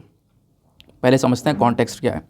राइटर बोलते हैं कि पिछले कुछ सप्ताह में अगर हम देखें तो जो डिजिटल नेटवर्क्स हैं वो बहुत तेज़ी से बढ़ते हुए नजर आए, और ऑब्वियस सी बात है पिछले कुछ सप्ताह क्या, कोविड के बाद ना डिजिटाइजेशन बहुत ज़्यादा हो गया, लोग बहुत ज़्यादा ऑनलाइन पहुंच गए, हर कंपनी ऑनलाइन पहुंच गई, ऑनलाइन सिस्टम बहुत ज़्यादा इंक्रीज़ हो गया, लोगों का पेमेंट ऑनलाइन हो गया। लेकिन जिस प्रकार से चीज़ें ऑनलाइन हुई हैं, खतरा भी बढ़ता चला गया साइबर अटैक का। और आप कह सकते हो रैंसमवेयर अटैक, ये भी एक प्रकार का साइबर अटैक है। यह अभी रिसेंटली होता है कहाँ पे, हमारा जो एम्स है, all India institute of medical science, India का एक प्रीमियर इंस्टीट्यूट है, वहाँ पर साइबर अटैक, ये अटैक हुआ रैंसमवेयर का। साइबर अटैक मतलब कंप्यूटर के माध्यम से डेटा वगैरह निकाल लेना, हैक कर लेना वहाँ के सिस्टम को, इसको हम लोग बोलते हैं। ठीक है, तो बताया ये जा रहा है कि रिसेंटली एम्स के अंदर ही साइबर अटैक हुआ था। फिर उसके बाद में राइटर ने बोला कि एम्स के अंदर में लगभग 40 मिलियन के आसपास जो हेल्थ रिकॉर्ड्स हैं वो रखे गए, और लोगों का जो हेल्थ रिकॉर्ड है, जो डेटा है, उसके साथ में कॉम्प्रोमाइज़ हो सकता था, है ना। लेकिन आप कह सकते हो कि बाद में हम लोगों ने इन चीज़ों को रिजॉल्व किया और इस साइबर अटैक से बचे जैसे तैसे। फिर एम्स के बाद में क्या होता है, कुछ और कंपनीज़ के ऊपर साइबर अटैक होता है। जैसे उसके बाद कुछ टाइम बाद ही यहाँ पे बोला गया, रैंसमवेयर की एक गैंग है ब्लैक कैट, इन्होंने क्या कर दिया, जो सोलर इंडस्ट्री लिमिटेड है, हमारे मिनिस्ट्री ऑफ डिफेंस का ही यहाँ पर एक कह सकते हो कंपनी है सोलर इंडस्ट्री लिमिटेड, वो कंपनी जो है ना, उसके ऊपर ये अटैक हो जाता है। और अटैक करने के बाद में लगभग 2 टेराबाइट का जो डेटा है वहाँ से निकाल लिया जाता है। तो इस प्रकार से यहाँ पे जो साइबर अटैक है वो पिछले कुछ समय पर लगातार देखने को मिले हैं। इसी वजह से यहाँ पर राइटर ने जो है इस आर्टिकल को लिखा है। अब राइटर बोलते हैं किस चीज़ के बारे में, ग्रोइंग वल्नरेबिलिटी। इनका कहना यह है कि देखो, जो रैंसमवेयर अटैक्स है ना, वो पिछले कुछ समय पर बहुत ज़्यादा पॉपुलर हो चुके हैं और बहुत ख़तरनाक साइबर अटैक्स बन चुके हैं। आप देखोगे जो कंपनीज़ हैं वो क्या करते हैं, साइबर अटैक करने के बाद में बहुत हैवी पेमेंट्स मांगने लगती हैं, है ना, कि यहाँ पे अगर डेटा हम किसी कंपनी ने, किसी कोई साइबर अटैक कंपनी है, उसने यहाँ पर क्या कर लिया, कंपनी कह रहा हूँ, साइबर अटैक कोई ग्रुप है, गैंग है, उसने यहाँ पर एक तरीके से डेटा निकाल लिया, उसके बाद में यहाँ पर बहुत हैवी अमाउंट की यहाँ पर वो लोग मांग करने लगते हैं। और इनफैक्ट मेंशन किया गया एक डेटा के अंदर में कि 75% से ज़्यादा जो इंडियन ऑर्गेनाइजेशंस हैं, उन्होंने कहीं ना कहीं सच इस प्रकार के अटैक्स को देखा है, साइबर अटैक्स को देखा है। ठीक है ना। और इन साइबर अटैक की वजह से कह सकते हो बहुत सारा डैमेज हुआ है, करोड़ों रुपए का यहाँ पर कंपनीज़ को डैमेज होता हुआ नज़र आया है। जो ये साइबर थ्रेट है अपने आप में ही मैंने बताया कितना ज़्यादा खतरनाक है। इस वजह से राइटर बोलते हैं कि हम लोगों को बहुत जल्द से जल्द एक बहुत ज़्यादा कॉम्प्रहेंसिव यानी डिटेल्ड वे में साइबर सिक्योरिटी पॉलिसी की ज़रूरत है। एक ऐसे रूल्स एंड रेगुलेशंस, एक ऐसी नीति लेकर आओ जो कि साइबर अटैक जैसी चीज़ों को टैकल करे। और साल 2022 में ऐसा कदम हमने उठाया। क्या बनाया? एक Indian computer emergency response team, CERT, है ना। तो ये क्या है? इंडिया की एक साइबर सिक्योरिटी एजेंसी है। देखो, साइबर अटैक को टैकल करने के लिए साइबर सिक्योरिटी है, तो साइबर सिक्योरिटी एजेंसी यहाँ पर इसको बनाया गया। इसके कुछ गाइडलाइंस वगैरह यहाँ पर इंट्रोड्यूस की गई इस ऑर्गेनाइजेशंस की, भैया ऐसे ऐसे काम करना है, कुछ गाइडलाइंस वगैरह यहाँ पर आ जाती हैं। अब मेंशन किया गया कि इसके अंदर में बहुत सारे और भी ऑब्लिगेशंस और भी गाइडलाइंस देखने को मिल जाती हैं। गाइडलाइंस में ये मेंशन किया कि मान लो किसी कंपनी के ऊपर साइबर अटैक होता है तो उसको जैसे पता चलेगा तो 1 घंटे के अंदर अंदर ये इन्फॉर्म करना होगा कि हाँ, जो साइबर अटैक है ये मेरे पास हुआ है, और फिर उसके खिलाफ यहाँ पर जो भी यहाँ पर जांच वगैरह वो की जाएगी और एक्शन लिया जाएगा। इनफैक्ट यहाँ पे इंडिया का एक बिल है जिसका नाम है digital personal data protection bill 2022। अभी 4 दिन पहले मैंने डिस्कस किया था, याद होगा। तो digital personal data protection bill 2022 की जब हम लोग बात करते हैं तो इसने मेंशन किया है पेनल्टी के बारे में। इन्होंने बोला है कि लगभग 500 करोड़ रुपए की जो पेनल्टी है ना, वो चार्ज की जाएगी डेटा ब्रीचेस के ऊपर में। कोई डेटा अगर यहाँ पर लीक होता है तो उसके लिए 500 करोड़ रुपए की पेनल्टी चार्ज की जाएगी, ऐसा भी यहाँ पर मेंशन किया गया। यानी अगर डेटा चोरी वगैरह होता है, डेटा बेचा जाता है, तो उन कंपनीज़ के ऊपर में इस प्रकार से यहाँ पर पेनल्टी चार्ज कर दी जाएगी। देन फिर क्या होता है, मेंशन किया गया, देखो हम बात कर रहे हैं ऑल इंडिया स्टेट्स की, तो जितने भी यहाँ पर भारत के अंदर राज्य हैं ना, इनके पास में खुद का साइबर कमांड, इनके खुद के कंट्रोल सेंटर्स हैं, सब कुछ प्रॉपर काम कर रहा है। लेकिन जो ज़्यादातर ऑर्गेनाइजेशन, ज़्यादातर बॉडी बनाई गई हैं साइबर अटैक को टैकल करने के लिए, उसमें पता है एक प्रॉब्लम है। प्रॉब्लम ये है कि वहाँ पे प्रॉपर वर्कफोर्स नहीं है, लोग अवेलेबल नहीं है, हमारे पास में प्रॉपर एक्सपर्ट्स नहीं है। तो राइटर ये बोलते हैं कि इंडिया की जब बात करते हैं तो यहाँ पे आप देखोगे जो टोटल वर्कफोर्स है वो लगभग 3 लाख पीपल का है। 3 लाख लोगों के आसपास आपको यहाँ पर देखने को मिल जाते हैं इस सेक्टर में, जबकि यूएस में लगभग 12 लाख के आसपास लोग हैं। तो आप यूएस के कंपैरिजन में देखोगे तो यहाँ पे इंडिया में बहुत कम लोग, बहुत कम एक्सपर्ट्स आपको देखने को मिलेंगे। इवन बोला गया बहुत सारी ऑर्गेनाइजेशन से कि देखो यहाँ पे आप बहुत सारी ऑर्गेनाइजेशंस को एडवाइस दी गई कि आप डिजिटल जेनेवा कन्वेंशन को देखो। वहाँ पे क्या होता है, 30 से ज़्यादा जो बड़ी बड़ी कंपनीज़ हैं ना वो आती हैं और उन्होंने मिलकर एक डिक्लेरेशन को साइन किया और जाकर उन्होंने यहाँ पर प्रॉमिस किया है कि हम अपने कस्टमर्स को बचाएंगे साइबर अटैक से। तो इस प्रकार का कोलैबोरेशन हमें भी करना ज़रूरी है। इस प्रकार के कोलैबोरेशंस हम लोग कर सकते हैं और कहीं ना कहीं यहाँ पर साइबर सिक्योरिटी को लेकर आगे बढ़ सकते हैं। फिर उसके बाद में इन्होंने बताया कि देखो जैसे जैसे 5G आया, 5G के बाद में क्वांटम कंप्यूटिंग आ चुका है, नई नई यहाँ पर टेक्नोलॉजीज़ आ चुकी हैं। तो इससे जितनी ज़्यादा टेक्नोलॉजीज़ आती रहेंगी, डिजिटल ब्रीचेस होने के चांसेस उतने बढ़ते रहेंगे, यानी कि डेटा चोरी के चांसेस, डेटा अटैक के चांसेस यहाँ पर बढ़ते रहेंगे। तो इंडिया की जो साइबर सिक्योरिटी स्ट्रैटेजी है ना, उसको यहाँ पर इन सारी चीज़ों को देखना होगा, हम लोग को यहाँ पर कवर करना होगा, प्रॉपर वर्कफोर्स, प्रॉपर एक्सपर्ट्स को हमें अपने पास में रखना होगा, ठीक है। और दुनिया भर की अंडरस्टैंडिंग भी हमारे लिए बहुत ज़्यादा ज़रूरी है। जो ज़्यादातर साइबर अटैक्स हो रहे हैं, ऐसा नहीं है वो इंडिया से हो रहे हैं, बाहर किसी यहाँ पर दूसरे देश से वो साइबर अटैक्स होते हुए नज़र आ रहे हैं। तो इस मामले में हमारा जो इंटरनेशनल कोऑपरेशन है वो होना भी ज़रूरी है। अलग अलग देशों के साथ में जो रिलेशंस है वो होना भी हमारी काफ़ी ज़्यादा ज़रूरी है, ये मेंशन किया गया। इस साल की बात करें तो साइबर क्राइम्स जो हैं, साइबर क्राइम इस साल की बात कर रहा हूँ मैं, बोला है राइटर ने कि साइबर क्राइम की वजह से लगभग $8 ट्रिलियन का नुकसान हो चुका है दुनिया भर में। $8 ट्रिलियन का, ये बिलियन मिलियन नहीं है, $1 ट्रिलियन का नुकसान हो चुका है। तो इंडिया के पास में ऑलरेडी बहुत नुकसान हो चुका है साइबर अटैक्स की वजह से, प्लस इंडिया के साथ साथ US, Russia, UK, South Korea, European Union, इन देशों में भी बहुत लॉस हुआ है साइबर अटैक की वजह से, ऐसा यहाँ पर मेंशन किया गया। और भारत ने साइबर सिक्योरिटी को लेकर जो ट्रीटीज़ हैं वो भी इन देशों के साथ में साइन कर रखी हैं, है ना। साइबर सिक्योरिटी को लेकर हमने ट्रीटीज़ को ऑलरेडी साइन कर लिया इन देशों के साथ में, लेकिन आने वाले समय पर इस कॉपरेशन को और ज़्यादा बड़े लेवल पर लेकर आना होगा, इन देशों के साथ में और ज़्यादा मिलकर काम करना होगा। इवन हमारे पास में एक और ग्रुप आ जाता है I2U2। I2U2 के बारे में पता है ना आपको। I2U2 बेसिकली एक ऐसा ग्रुप है जिसमें इंडिया भी मेंबर है, इंडिया के साथ साथ इजराइल है, UAE है और यहाँ पे USA है। तो ये 4 कंट्रीज़ हैं, उनका ग्रुप है I2U2। तो बोला ये जा रहा है कि जो ये ग्रुप है ना I2U2, ये अपने आप में इनका भी जो कॉपरेशन है, इनको भी कॉपरेशन बढ़ाना होगा, खासकर साइबर अटैक के मामले में। और ये कंट्रीज़ मिलकर काम कर रही हैं टेक्नोलॉजी कोलैबोरेशन को लेकर काम कर रही हैं। साइबर अटैक्स के अंदर में किस प्रकार से साइबर सिक्योरिटी के मामले में किस प्रकार से इंप्रूवमेंट किया जा सकता है उसको लेकर बातचीत कर रही हैं। तो इनका कहना यह है कोलैबोरेशन हो रहा है, बट फिर भी आप कह सकते हो वर्ल्ड लेवल पर, ग्लोबल लेवल पर कोई भी ऐसे रूल्स एंड रेगुलेशंस नहीं है जो कि साइबर सिक्योरिटी को टैकल कर रहे हो। तो उन चीज़ों में हम लोगों को काम करने की आवश्यकता है। अब की बार G20 की प्रेसिडेंसीशिप भारत के हाथ में है, तो भारत इस साइबर सिक्योरिटी के मामले को उठा सकता है। इन देशों के साथ मिलकर कोऑपरेट कर कर एक दुनिया के लिए पूरे ग्लोबल साइबर सिक्योरिटी फ्रेमवर्क को रेडी कर सकता है। वो बात यहाँ पर ये मेंशन करते हैं। ठीक है, तो ये था। आई होप गाइज आपको यहाँ पर भी जो क्लैरिटी है वो पूरी तरह से मिल चुकी है। चलो नेक्स्ट आर्टिकल पर आते हैं ना। यहाँ पर कुछ छोटे छोटे आर्टिकल्स से, ज़्यादा बड़े आर्टिकल्स नहीं है, फटाफट इनको देखेंगे। तो ये वाला आर्टिकल है, इसको आप जीएस पेपर नंबर 3 एनवायरमेंट से लिंक कर पाओगे। क्या मेंशन किया गया है? बोला गया है कि जो बर्डर्स डिलाइट, यानी कि देखो एक काउंटिंग की गई है बर्ड की, जिसको हम लोगों ने नाम दिया है GBBC, यानी ग्रेट बैकयार्ड बर्ड काउंटिंग। तो 2023 की ये बर्ड काउंटिंग की गई है। लगभग 35 राज्य और यूनियन टेरिटरी का हो गए। 35 राज्य मतलब 35 में राज्य और यूनियन टेरिटरी दोनों हैं। तो यहाँ पर इन राज्य यूनियन टेरिटरी के अंदर में 17 फरवरी से लेकर 20 फरवरी तक ये काउंटिंग की गई। इसको लेकर मैंने आपको कई सारे आर्टिकल्स मॉर्निंग वाले वीडियो में पढ़ाए भी हैं कि यहाँ पे काउंटिंग की गई है, बर्ड्स की यहाँ पे काउंटिंग की गई है।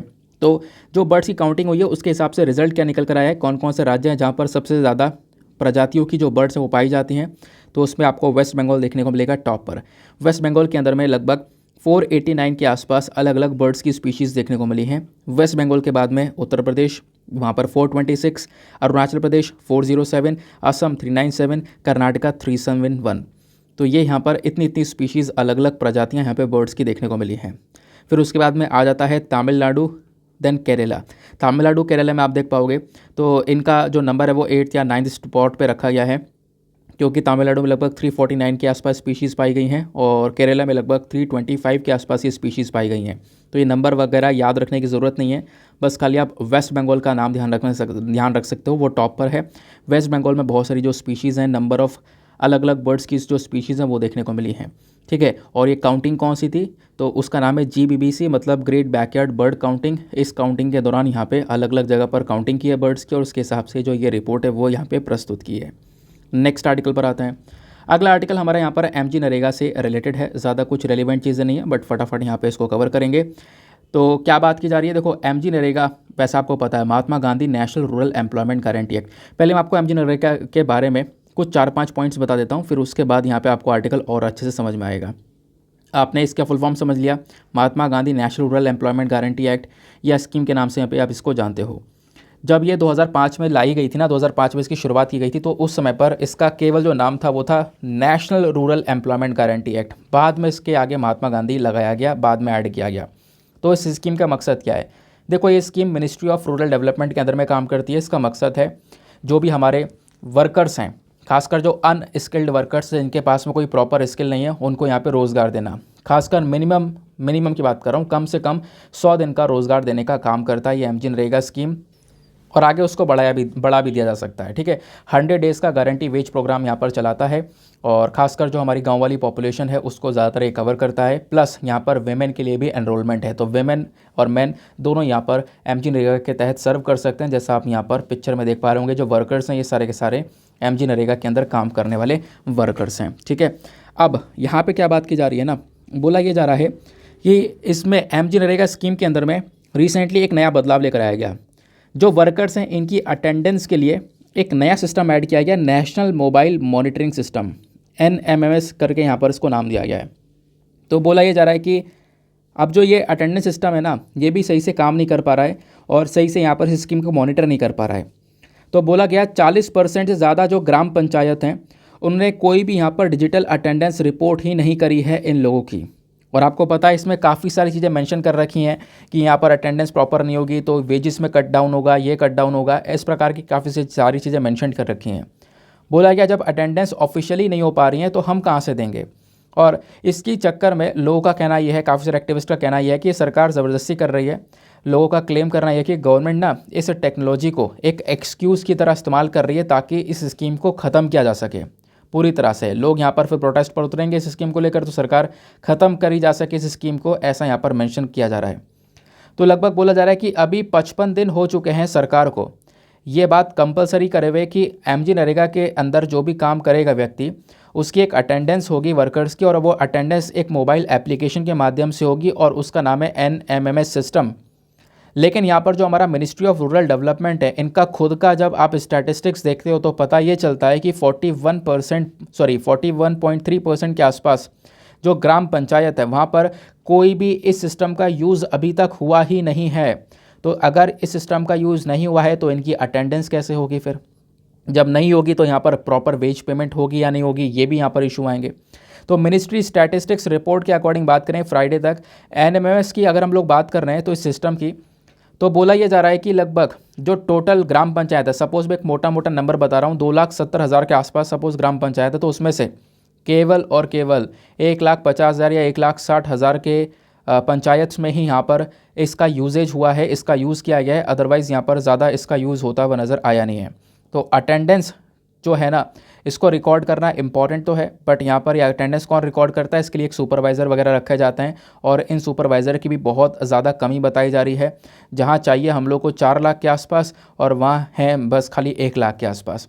ठीक है ना, लोगों के पास में जो डिवाइस है वो काफ़ी ज़्यादा कम है इस अटेंडेंस को रिकॉर्ड करने के लिए। तो जब आपने कंपलसरी कर दिया तो प्रॉपर फैसिलिटीज़ अवेलेबल नहीं करवाई है, डिवाइस कम है, लोग कम है, और सही जगह पर फैसिलिटीज़ अभी प्रॉपर अवेलेबल नहीं है। तो वो चीज़ यहाँ पर मेंशन की गई है, देखो इसको पूरा करने की ज़रूरत है ना। नहीं तो फिर इनकी अटेंडेंस नहीं होगी तो काफ़ी सारे इश्यूज़ यहाँ पर इनको फेस करने पड़ेंगे और फिर काफ़ी बवाल होने वाला है।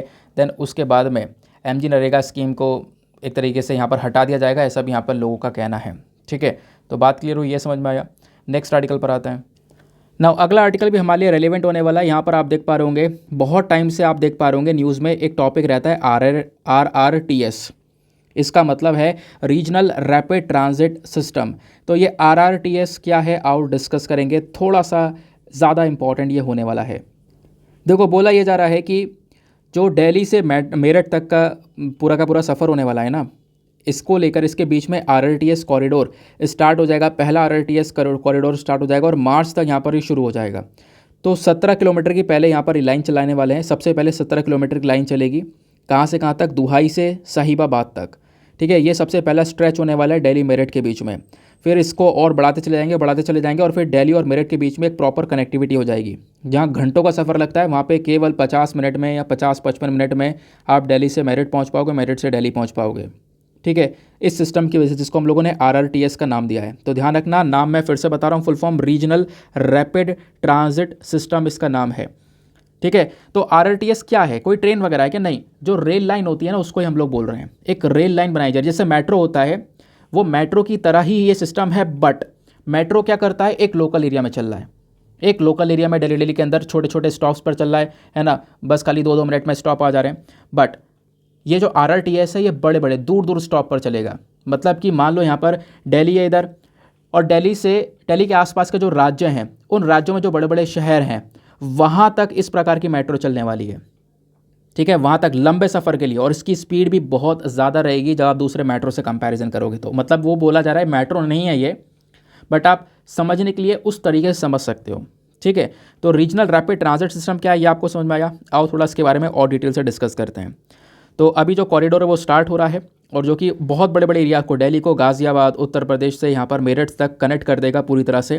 तो कुछ ही घंटों में हम यहाँ से, मतलब वहाँ के जो लोग हैं ना, मेरठ से दिल्ली पहुँच पाएंगे।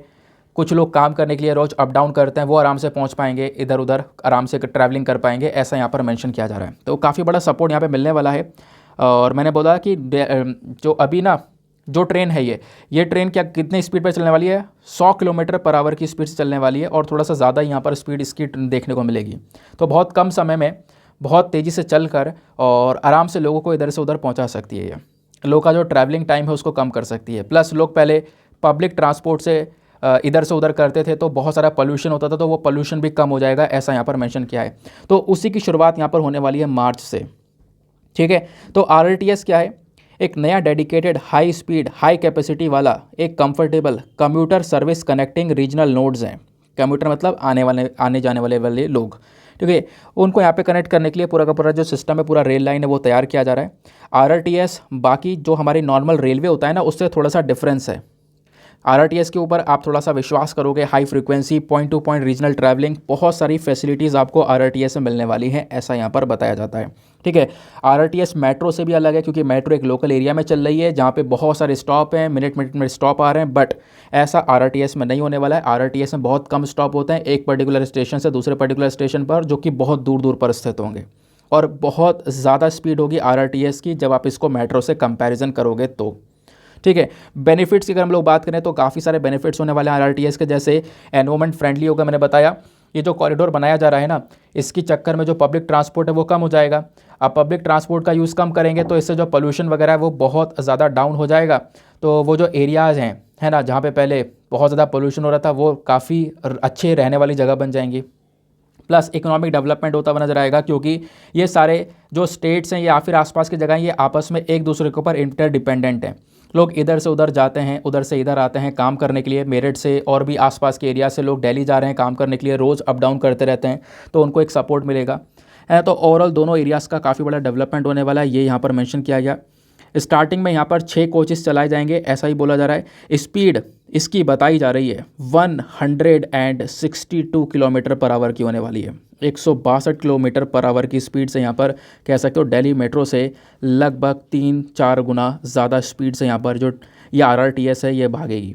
ठीक है, जैसा आप यहाँ पर देख सकते हो ये दिल्ली है। दिल्ली से कनेक्टिविटी पानीपत भी रहेगी, मेरठ भी रहेगी और अलवर तक रहेगी। दिल्ली से आसपास के जो राज्य हैं ना, उनके जो बड़े बड़े शहर हैं, वहाँ तक इस प्रकार का आरआरटीएस सिस्टम चलेगा, जो कि कहीं ना कहीं बहुत तेज़ी से लोगों का जो डिस्टेंस है वो कम कर देगा। लोगों का जो पहले टाइम ज़्यादा लग रहा था लोगों को आने जाने में, वो कम हो जाएगा। और अभी जो यहाँ पर चलाया गया है पूरा का पूरा रूट, वो शाहिबाबाद से दुहाई तक, ठीक है ना, यहाँ से ये वाला जो रूट है ये स्टार्ट होगा मार्च तक। ठीक है ना, मार्च तक ये वाला रूट स्टार्ट होने वाला है। फिर उसके बाद में धीरे धीरे कनेक्टिविटी को और बढ़ा दिया जाएगा। दिल्ली से डायरेक्ट यहाँ पे मेरठ तक यहाँ पर इस प्रकार की कनेक्टिविटी को करने वाले हैं। एक बहुत बड़े एरिया को यहाँ पे कवर करने वाले हैं, यानी कि डिस्टेंस में पहले कई घंटे लग जाते थे, अब यहाँ पर केवल 1 घंटे के अंदर अंदर जो है आप इधर से उधर ट्रैवल कर सकते हो। ठीक है, तो आरआरटीएस सिस्टम समझ में आ गया। आगे आते हैं। नाउ गाइस, ये था आज का हमारा ओवरऑल डिस्कशन। आई होप आपको सारी चीज़ें बेहतरीन तरीके से क्लियर हो चुकी होंगी। और लास्ट में हम लोग अपने क्वेश्चन को देखते हैं। आपसे प्रीलिम्स का क्वेश्चन पूछा गया था, जो हमारा भारतीय संविधान है उसके कस्टोडियन कौन है, मतलब उसका अभिरक्षक या केयर टेकर कौन है। तो यहाँ पर वो है option number D, supreme court of India. Supreme court of India एक अपेक्स कोर्ट है भारत के अंदर में, और यही हमारे कह सकते हो संविधान के कस्टोडियन कहलाते हैं, custodian of the constitution. Now मिलता है आप लोगों से अगले वीडियो में। आज के लिए bye bye, have a nice day, thank you and जय हिंद।